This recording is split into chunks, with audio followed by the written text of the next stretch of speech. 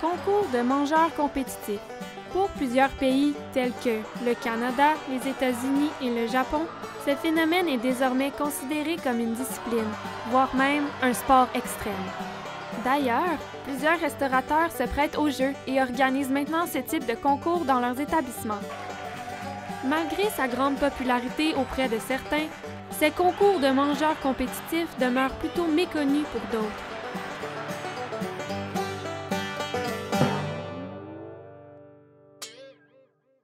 Rejoignons maintenant la mangeuse compétitive d'origine montréalaise, Véronica Bogia.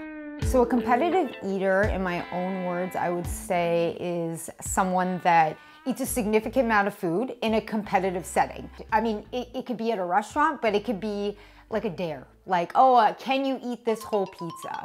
So I would describe it as someone that is competitively trying to beat a record or a dare or a challenge. L'expertise de la nutritionniste Emmanuelle Dumoulin pourra nous éclairer sur les conséquences de cette discipline tant au niveau physique que nutritionnel. En fond, à titre de diététiste nutritionniste, notre rôle premier vraiment, ça va être de guider le patient, soit à rétablir ou à maintenir sa santé globale, toujours dans une optique de développer, entre autres, une relation saine avec les aliments.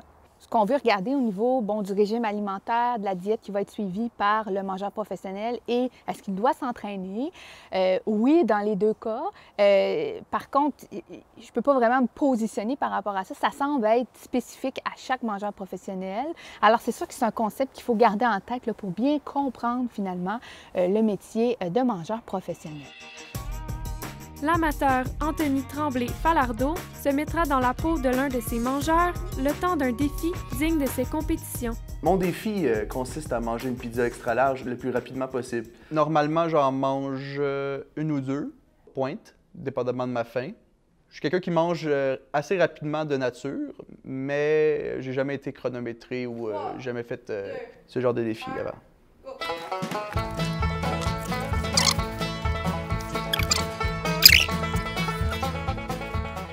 Je sais pas comment tu fais, Véronica, là, mais chapeau. So the way I prepare, if I am going into a competition, then I just know like maybe eat a little bit less that day so that I am super hungry. But you can't be so hungry to the point that you're like famished, because surprisingly, you actually can't eat as much if you're starving because you get full faster and you're not allowed to get up. So I should have maybe explained this from the beginning. When you're doing a challenge that's timed, you can't go up and go to the bathroom. Like you have to sit there and you can't move and you have to finish everything. Then you can get up and go to the bathroom. Penses-tu que je peux en mettre combien dans ma bouche? Roule-la, en fait, c'est ça. And I would suggest don't drink a lot because liquids fill you up. So if you are drinking, and trying to eat a significant amount of food, you're gonna fill up on liquid. And I don't wanna give away all my tricks, but I would say eat the crust first. Because the bread part's the hard part. And no one wants to eat cold crust. So I would say start with the crust and work your way in. Like. Alors je comprends pourquoi il faut commencer par la croûte, là. On mange à la base pour venir finalement combler notre besoin fondamental, se nourrir complètement. On mange dans le plaisir, on mange avec nos 5 sens. Donc, il faut vraiment garder ça en tête pour bien comprendre le tout. Mais ça doit être tout un travail, là, parce qu'on a finalement une habitude qui est ancrée là, de dire je mange dans un autre but. Donc, ça va être tout de démystifier ça puis de mettre de l'ordre là-dedans. Donc, ça va prendre un travail fort assurément de longue haleine là, pour démystifier tout ça. Un gars connaisse. Si je savais comment roter sur demande, ça serait peut-être utile.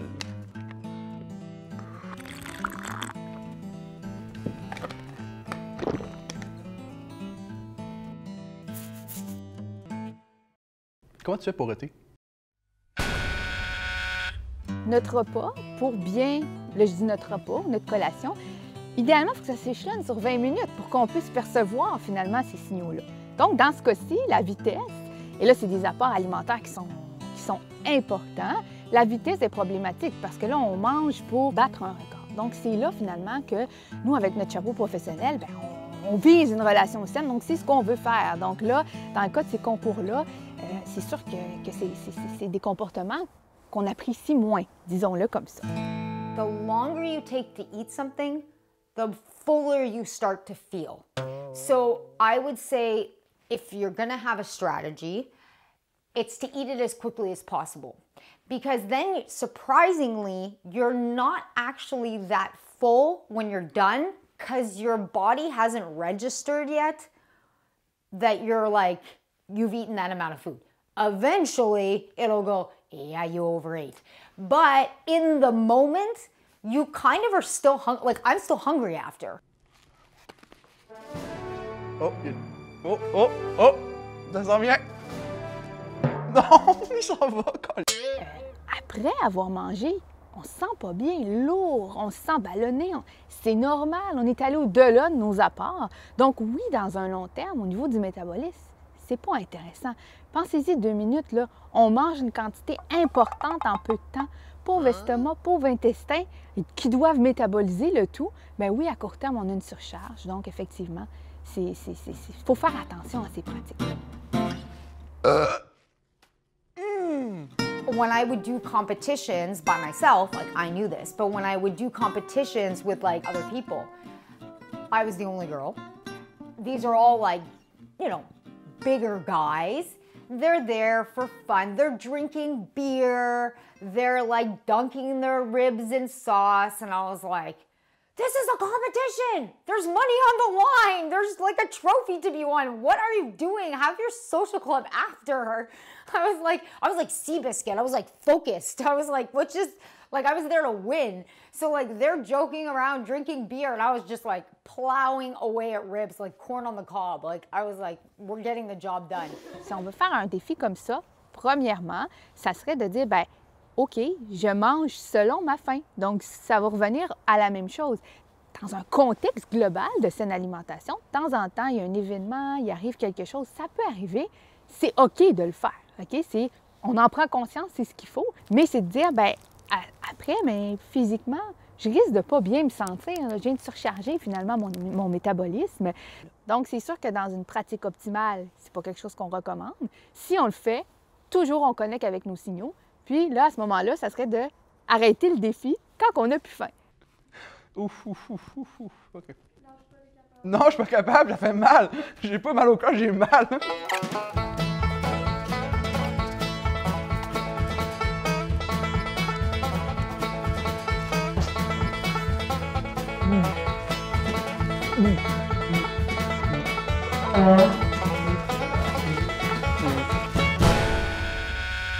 Dans le fond, ce qu'on veut faire, là, c'est la même analogie, c'est qu'on veut nourrir notre corps, de la même analogie qu'on va mettre de l'essence dans la voiture. Donc, on veut faire le nourrir de façon optimale, avec la quantité qu'il a besoin, avec du bon carburant. Donc, On abandonne le défi. Ça va avec moi, OK. On va te laisser finir ta bouchée. Merci. Ou tu peux la cracher aussi. Non. Ouais.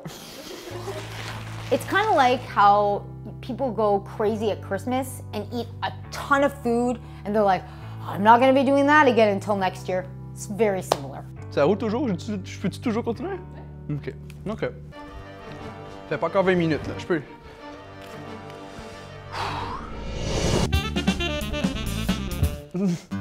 OK. Là, c'est vrai. J'arrête. Je sais pas pourquoi j'ai réessayé, là. J'en avais dans la bouche, il y en avait encore qui descendaient dans ma gorge. Puis pendant ce temps-là, il y en avait déjà qui étaient dans mon estomac. Ce concours présente un côté très divertissant, mais parfois un côté plus sombre. Cela nous laisse donc à nous questionner si le jeu en vaut réellement la chandelle. Et vous, tenteriez-vous cette expérience? Si j'avais pas été filmé, j'aurais été capable.